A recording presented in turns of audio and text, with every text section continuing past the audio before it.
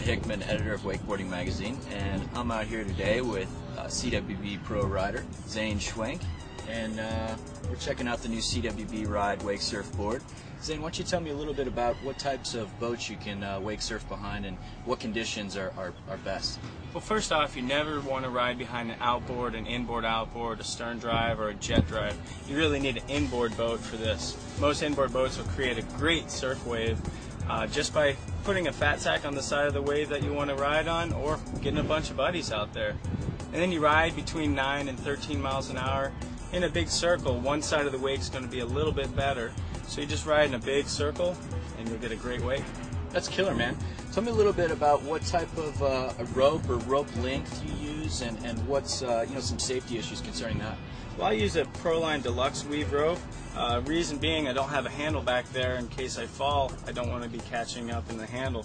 This is about 20 feet in length and allows me to choke up and get into the wave. I can get up really easy, but it's just a safe way to get out there and ride. So Zane, I noticed, out on the wake surf board, you're having a pretty good time, tearing it up. It looked like you were a pretty safe distance from the boat. Why don't you talk to me a little bit about, exhaust and carbon monoxide? Well, carbon monoxide poisoning from the engine's exhaust may result in injury or death. So, to reduce the CO exposure, you want to make sure you ride far enough back from the boat. The other big thing is you really never want to drag or platform drag behind the boat. If you ever fall and you have the rope, just let go. As with any behind the boat water sport, flotation is really important. So why don't you talk a little bit about some safety issues regarding flotation and the proper vest to wear when you're out wake surfing? Well, at minimum, you need to use a Type 3 Coast Guard approved vest, which this vest is. The great thing about it is it helps me float a little bit higher and I can get up on the board a lot easier. Without it, you're just going out there and being stupid. What about the start, Zane? What's the safest way to start and get up on a wake surf board? Well, the safest way is to start in the water. And the reason being, you don't want to tangle your hands up in the rope. Another thing with the rope is if you do throw the rope back into the boat, make sure the riders in the boat don't coil it up and don't throw it back to you, because you could somehow get that caught up. You don't want to get your hand caught in the rope.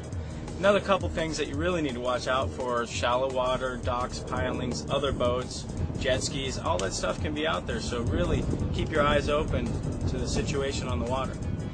Zane, the driving is probably a really important aspect of wake surfing. So what are some things the driver needs to think about while he's got someone behind the boat? Well, first thing, he's got to use extra caution approaching the fallen rider. Keep eye contact with them, put the boat in neutral when you come around, shut the boat off when they're getting in and out of the boat. For the takeoff, the driver should just do a smooth and slow acceleration. You don't want to really mash on the throttle. You want a nice smooth acceleration. And hold that speed really good and just do a big turn to the left or the right and make a great wave. That's great. What about some weighting issues with the boat? What are some weight guidelines that you should think about? Well, you never want to exceed the manufacturer's weight guidelines, but you really want to get the weight to one side of the boat, the side that you're going to be surfing on. Generally, that's a toe side edge there that you're going to be surfing on, and that'll produce the best wake out there.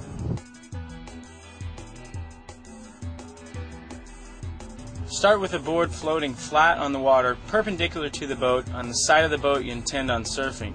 You want your heels in the approximate area you'll be standing on when you're riding. Place your heels on top of the board, slightly wider than shoulder width apart, and float on your back in the water while wearing your Coast Guard approved flotation device. Use a rope without a handle, such as a Proline Knothead, Y-Knot, or Deluxe Weave surf rope. Hold the rope while you tell the driver to take the slack out. The driver should then put the boat in gear, and this will create enough flow pressure so the board will flip up on your feet so you'll have full contact with the board. Putting some downward pressure on your heels also helps. Your body position should be bent knees, eyes and shoulders facing the boat, and when you are ready, signal the driver to accelerate slowly. Let the boat pull you. Do not pull with your arms or push with your legs. Keep your arms straight. As you start planning, stand up on the board. The motion is similar to wakeboarding.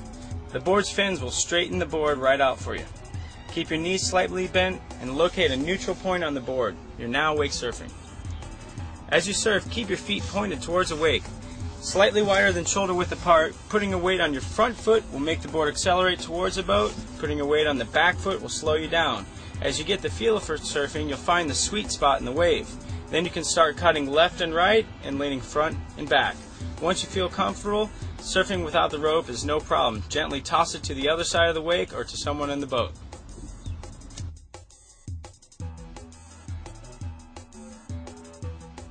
This is the new Ride Wakesurfer from CWB. A couple great features about this board are the triple fin system, which is great for a beginner, but when you want to get crazy and do some spins, take out that back fin and you can let it loosen up.